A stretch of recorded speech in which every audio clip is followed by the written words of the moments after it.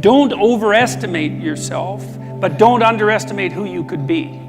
That's a much better way of thinking about it. You know, psychologists of the careless sort, I would say, have been pushing the idea of self-esteem for a very long time, probably since the early 60s.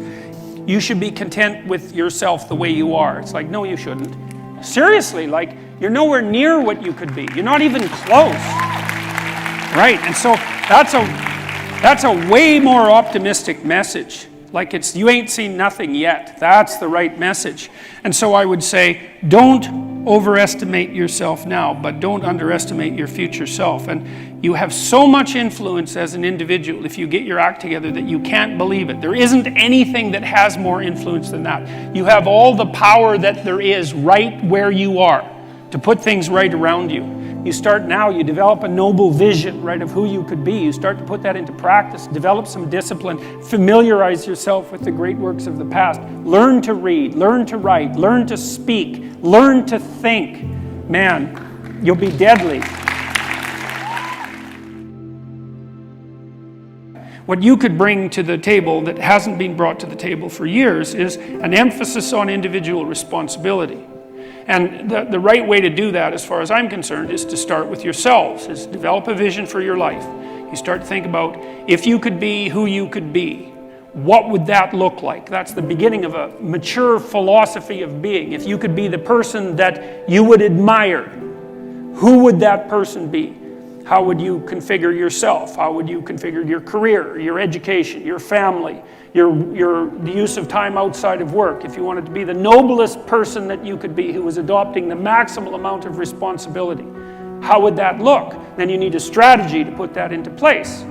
And that's the way you change things properly, and also the way you do the least amount of harm while you're changing them. And so it should be an individual focused set of ideas, and that way you can sidestep the identity politics traps, and that would be a very good thing.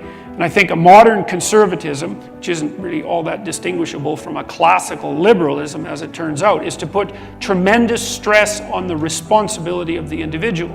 And one of the things that's wonderful about that, as far as I'm concerned, and I made reference to this a few minutes ago, is that you need a meaning to offset the tragedy of life. Otherwise, you just suffer stupidly, and you tend to make people around you suffer the same way. The way that you find that meaning is by adopting as much responsibility as you can. And what's also so fascinating about that is, you know, you're characterized by an indefinite potential. And it isn't easy to understand exactly what that is, that potential, but you know, it's what people call you on when they say, you know, you're not living up to your potential, whatever that is. That potential will be called forth from you as a consequence of adoption of responsibility, because it won't manifest itself unless you take on a load. You're not going to develop in all the ways you could develop unless you set yourself a serious challenge, because it takes the challenge to pull that out of you, and also to motivate you to rid yourself of all the weaknesses and personality flaws that you've accumulated across the years, and to let those disappear and burn off you. You need to load yourself up before the demands of life will be such that you will discipline yourself properly. And a noble goal is a very good way of beginning that. The truth of the matter is, as far as I'm concerned, that each of us has enough potential character, power of character, let's say, if it's properly manifested, to contend with that in a noble way, and to rise above it, and to transcend and to deal with it in large part, because we can make the world a much better place than it is for each of us individually, and for our families, and for our community. And we can constrain the malevolence, at least in our own hearts, and perhaps have a positive effect on those around us as a consequence. And that actually does make things better, and we actually can do that. And that's where the meaning in life is to be found. And that meaning, you know, that goes along with the adoption of that kind of responsibility is actually the antidote to the suffering.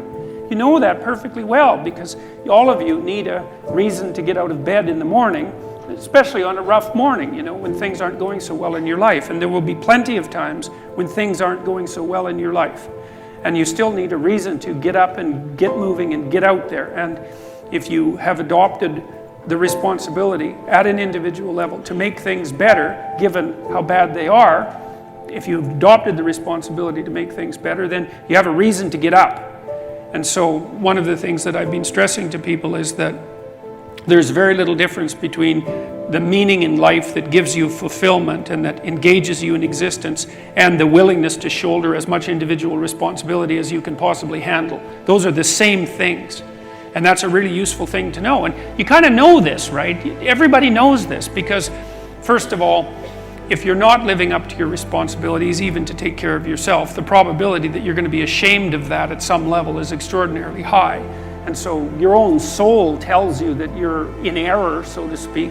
But also if you look at who you spontaneously admire, which is a good indication of where your value system really sits, you'll see that the people you admire are always people who take responsibility for themselves and responsibility for their family and responsibility for their community. Get your act together. You've got things to do in the world. The absence of your full being in the world leaves a hole that is filled by terrible things. At minimum, you have an ethical responsibility to ensure that the world doesn't devolve into something approximating hell. And at maximum, you have the responsibility, again, that is a heavy ethical responsibility, to do everything that's in your power to make things as good as you can possibly make them in this sophisticated manner that takes you and your family and your community into account. And it's on you, right? And that's meaning. You know, people say, well, I'd like to have a meaningful life. It's like, well, fair enough, but the price that you pay for the meaning that transcends tragedy is the adoption of responsibility for the catastrophe of existence. But that ennobles you, right? It makes you into someone strong and someone competent and someone who's worthwhile and who lives in a manner that justifies their own suffering. And there's nothing better than you could possibly do than that. Although there is a very large number of ways of looking at the world, or perhaps a near infinite number of ways of looking at the world, there isn't a near infinite number of ways of acting in the world in a manner that actually is successful. So there are constraints on how you can interact with the world in a successful manner. Let's assume that you don't want undue pain and anxiety. We could just start with that, and I think that's a reasonable proposition. You could tolerate some pain and anxiety if it's in the service of something greater, obviously, but I just mean pointless pain and anxiety. We don't want any more of that than is necessary, and that means that you have to take care of yourself to some degree, but the manner in which you take care of yourself is severely constrained. And this is partly why you have to be intelligent and careful and plot your way through life properly. You have to take care of yourself today, but you have to take care of yourself today in a way that doesn't interfere with you taking care of yourself tomorrow and next week and next month and next year and 5 years from now and 10 years from now. So you can't do just what you want to in the next hour, because if it's impulsive pleasure seeking, let's say, something like that, excess alcohol use or excess drug use or careless sexual behavior or betrayal of people to gain you something in the moment, you're going to pay for that. You're going to pay for it tomorrow. You're going to pay for it next week and next month and next year. So because you're going to exist in the future and because you have to live with yourself, there's only a certain number of ways that you can act that are going to work. But it's more than that.